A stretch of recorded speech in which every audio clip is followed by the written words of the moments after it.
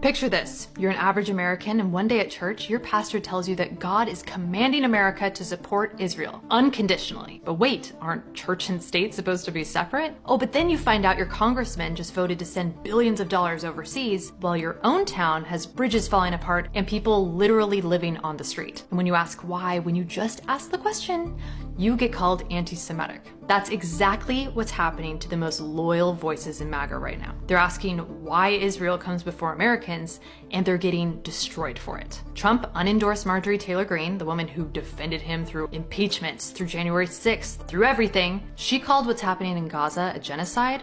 He dropped her. Candace Owens questioned support for Israel.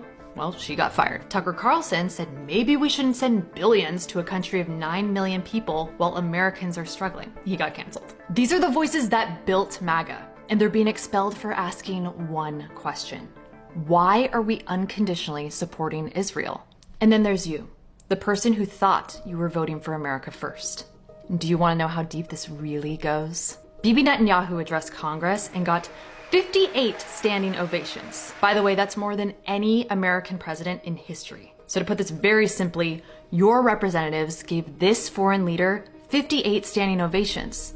And this is tearing the right apart. One side says it's biblical, the other side says we were betrayed. And by the end of this video, you're going to truly understand how Israel and its influence is tearing the right apart.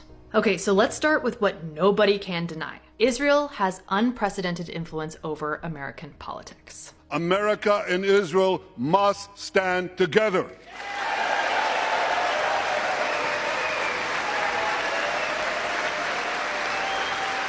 Look, I told you that Netanyahu had 58 standing ovations from both Democrats and Republicans, but what I didn't tell you is the absolutely insane thing he said. And if Israel's hands are tied, America is next. And listen to how he frames it. America's survival depends on Israel. Let that sink in, okay? A country of 9 million people telling a country of 350 million with an entire ocean between us that we need them to survive. And here's what else I need you to see. Politicians from both parties making pilgrimages to the Western Wall in Jerusalem. They're touching the wall, praying, performing rituals for a foreign nation. Our prayer is that America will always stand with Israel. That's what Scripture tells us to do. It's a matter of faith for us and a commitment that we have.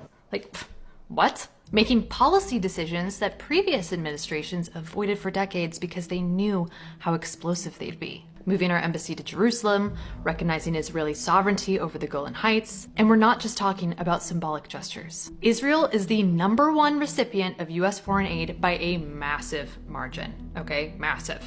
And number 2? Well, that's Egypt, which we only fund because of our commitment to Israel. Since Israel became a state in 1948, we've sent them over $300 billion. And in just the last 2 years alone, $30 billion. To put that in perspective, $300 billion could rebuild every structurally deficient bridge in America. It could fund healthcare for Americans. The same healthcare Israel already has, courtesy of us. But instead, we sent it to a foreign country. Yeah, but it's not just the money, no.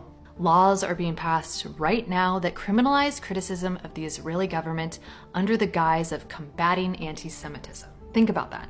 Laws that make it illegal to criticize a foreign government. This is real. This is documented. This isn't conspiracy theory. This is American foreign policy. But here's the thing. Democrats support it. Establishment Republicans support it. So there's basically a total bipartisan consensus of unwavering support for Israel.